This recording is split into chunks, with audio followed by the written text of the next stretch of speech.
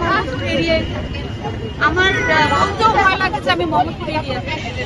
এটা কেন এবং কেন আমি মানে আমার কাছে মাঝে মধ্যে মনে হয় যে পুলিশ হাঁটছে, পুলিশকে আদৌ আমাদের সাথে হাঁটছে কিনা সেটা আমার কাছে মনে হয় না।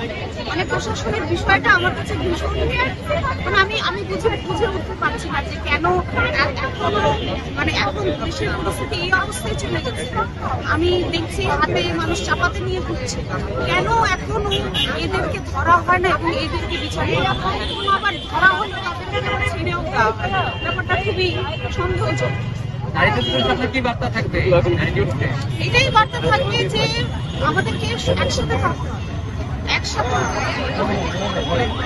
আমাদেরকে একসাথে থাকতে হবে এবং আমাদেরকে সবসময় সজোরে যখনই কোনো নারীর প্রতি অন্যায় হবে আপনাদের কাছে আমার রিকোয়েস্ট থাকবে যে শুধুমাত্র নারীরা পাশে এসে দাঁড়াবে না, আপনাদের মতো যারা যাদেরকে আমরা বলি আমাদের সহযোদ্ধা তাদেরকে আমরা পাশে এসে